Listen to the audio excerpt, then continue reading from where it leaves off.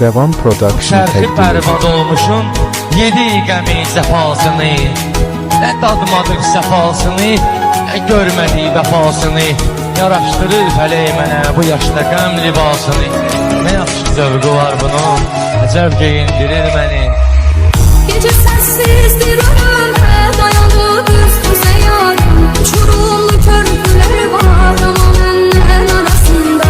Ne demektir bu sorumlu, bakın olur bize yarım. Görese səhv elədik biz bu sevginin arasında. Sen benim eşkime bir bak, yere həsrət yatmayacağım. Beni dam eləyirkən mənə vurmuşlar vicdan. Seni çok sanıp güvendim, dayansan diye sanırım.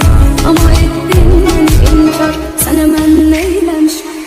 Sen hemen neylemişim yar, sen hemen neylemişim. Sen hemen neylemişim yar, sen hemen neylemişim. Eləyirsən acı rəftar, sen hemen neylemişim. Sen hemen neylemişim yar, sen hemen neylemişim. Sen hemen neylemişim yar, sen hemen neylemişim. Sen hemen neylemişim yar, sen hemen neylemişim. Eləyirsən acı rəftar, sen hemen neylemişim. Sen hemen neylemişim yar, sen hemen neylemişim.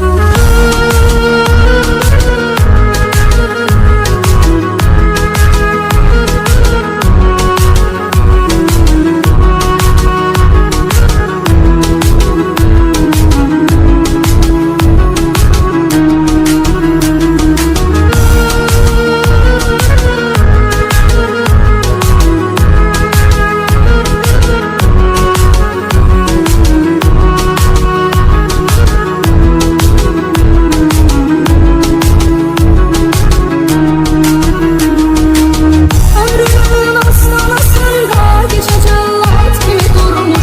Okunup hüküm asacaklar bizi öz talihimizden. Yar ölüm vakti yanımda düşün yat gibi durmuş. Ne görün sevgili yarım, kim ayırır bizi bizden. Ya seher ya kıştan nasıl yine göz yaşıma çatmaz. Ümit ettim günah ettim, o beni terk edip atmaz. Sen kalksanı güvendim, dayansan diye sanırım. Ama ettin beni inkar, sen hemen neylemişim.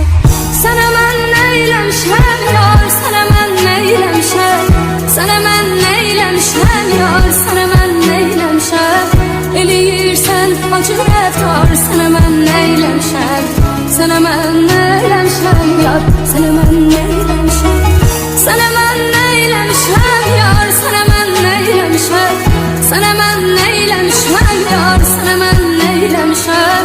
Eləyirsən acı rəftar, sen hemen neylemişim. Sen hemen neylemişim.